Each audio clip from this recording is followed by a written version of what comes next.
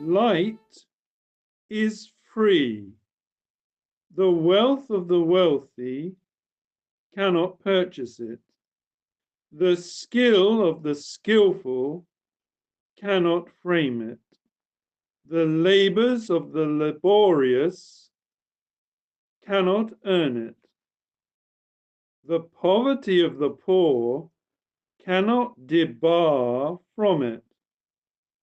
Wherever it comes, it flies on freedom's wings. It gilds the hall, unbribed by price. It illumines the hut, unbought by toil. Such is Christ. Sinner, do you crave this precious treasure? Open the casement of the heart, and it is yours. Come ye, buy wine and milk without money and without price. Waste not then time in seeking a price for him, compared with whom an angel's worth is nothing worth. All your fancied merits are only demerit. Your best is sin. And will you offer sin for Christ? Plead misery and take mercy. Bewail darkness, and he will give you light. All who bask in his joyous rays are one in this testimony. Each sings, my treasure is a free grace gift. He loved me because he would love me.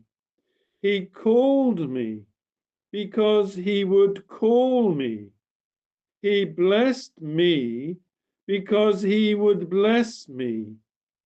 He saved me because he would save me. He shone into my soul because he would shine. When I was darkness, he said, let there be light, and there was light. And the light was himself. Light is all revealing. So long as darkness casts its mantle round, we move unconscious amid foes and mire. A pit gapes at our feet. An arrow is ready on the murderer's bow. Each touch is a stain, but we are heedless of our woe. Let the light dawn, then ruin and uncleanness stare us in the face. Such is Christ. By his rays, sin is detected as lurking in every corner of the heart. And the world, which we so fondled, is unmasked as a monster whose embrace is filth and in whose hand is the cup of death. Reader, do you discern the defilement of sin and the poison baits of the world? If not, Light has not visited your conscience. Christ is not in your heart. In the lament of faith, there is always this note: behold, I am black. In its mouth, there is always this cry: wash me, and I shall be whiter than snow.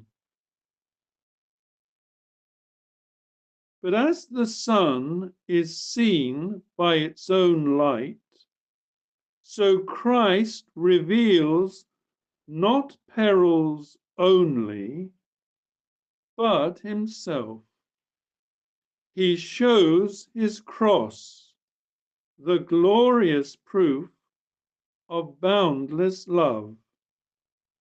He shows his blood, the precious payment of all debts. He discloses the treasures of his word. Then testimonies and promises and endearing calls and soothing notes of comfort start into brilliant life as beauties in the sunlit landscape. He draws back the curtains of his heavens, and we see a reconciled God and catch the glimpses of a weight of glory. Light is the parent of fruitfulness. Regions which the sun rarely cheers are barren wastes. In shade, vegetation languishes, trees droop. Perpetual winter is perpetual desolation. But mark the change if genial warmth returns. The garden, the vineyard, the fields are soon clothed with fragrant and luxuriant plenty. Such is Christ. In his absence, the heart is rank with every weed and every noxious berry. But when his gleams enliven, the seeds of grace bud forth. The tree of faith pours down its golden fruit. Light is the chariot which conveys heat. Without it, earth congeals into a rocky pavement. Our soil would be adamant if our skies were black. So the heart without Christ is ice.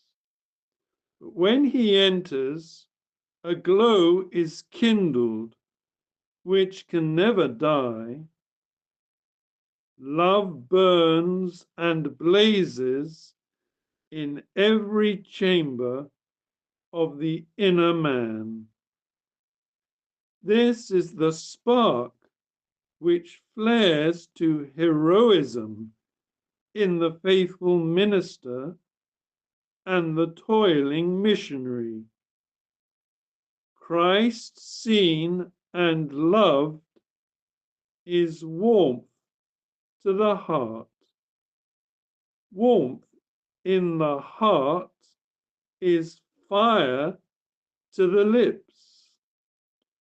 Fire in the lips is a flame in the hearers. Thus hardened congregations melt into a flood of holy zeal. Light, too, is the harbinger of joy. For 3 days, Egypt was all blackness. Sight failed and motion ceased. It was a dreary time. In Paul's tempestuous voyage, for many days, neither sun nor stars appeared. It was a dreary time. But far more dreary is the Christless soul. Not until he lifts up his countenance can the happy morn begin, which has no light. Present light, however, is but the morning star of coming glory. Here, mists will sometimes rise. Heaven is a cloudless God. Then, in bodies of light and robes of light, the redeemed sit down in a city of light, which hath no need of the sun, neither of the moon to shine in it. For the glory of the Lord doth lighten it, and the Lamb is the light thereof. Reader, are you journeying from light to light? Be not deceived. There is the taper of reason. This guides to no haven. There are the many false lights of error. They delude to rocks and quicksands and whirlpools of destruction. Vain meteors glare from many pulpits and in many books. The self-pleased votaries of forms and superstitions are dazzled by the tinsel of a fictitious cross. Beware, there is but one sun in the firmament, so there is but one Christ in the Bible, one Christ of the Spirit, one Christ of the Father, one Christ of the saved. I ask again, is your darkness passed away? It is so if you see this one Son of righteousness and hate sin and crucify the flesh and trample on the world. It is so if you joy in his beams, thirsting for clearer knowledge and a brighter path. But perhaps you love darkness rather than light, because your deeds are evil. Ah, think how fearful is the broad road. It goes straight down into the abyss, which is outer darkness, and where is weeping and gnashing of teeth forever. Stay, I beseech you. Will you not turn to the true light? Believer, you see the sunny spot, which is your home. In your full joy, remember that this garden of the Lord is a place of work and not of sleep. Your light is come that you may arise and shine. You are light, that others may be light through you. Say not, it is not mine to create or to confer light. True, but it is yours to reflect it. The planet casts back rays. The mirror returns the image. The Christian shows forth Christ. Say not, I move among the blind. True, but your Son gives sight as well as light. You saw nothing until he said, see. Give him no rest until in your family, in your neighborhood, in your country, throughout the world, his voice be heard. Let there be sight, and there will be sight. Let there be light, and there will be sight.